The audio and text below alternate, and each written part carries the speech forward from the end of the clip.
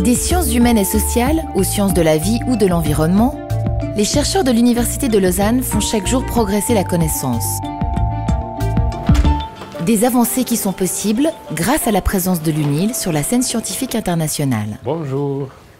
Professeur à la faculté de biologie-médecine, Amalio Telenti est l'un des acteurs du combat mondial pour l'éradication du sida.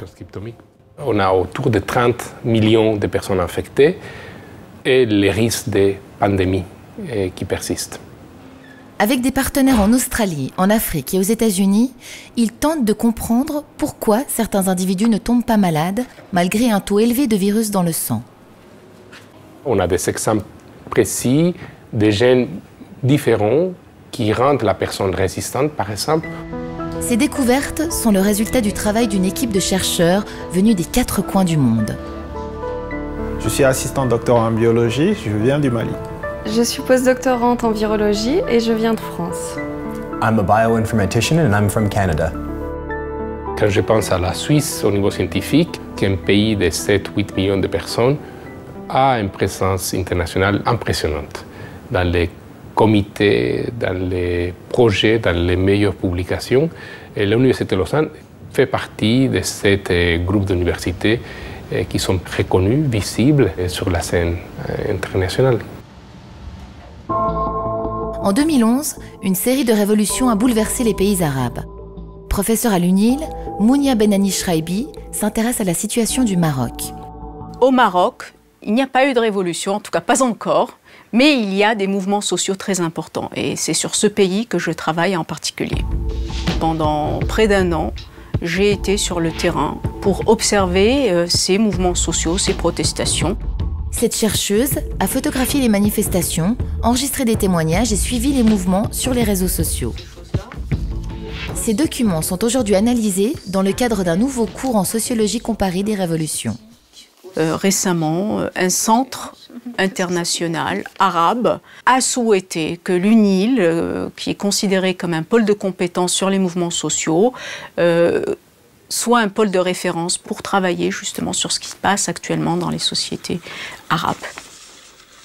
Lui, il est sociologue L'Université de Lausanne est un lieu d'échange pour des chercheurs du monde entier.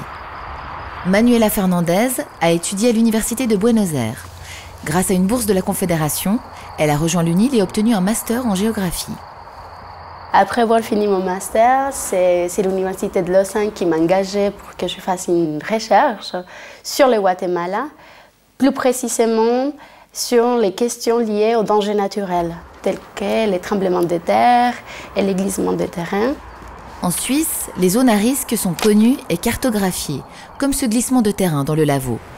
Par contre, au Guatemala, des populations se sont installées dans des régions exposées en ignorant les dangers géologiques. Donc en fait, il y a un manque de connaissances scientifiques.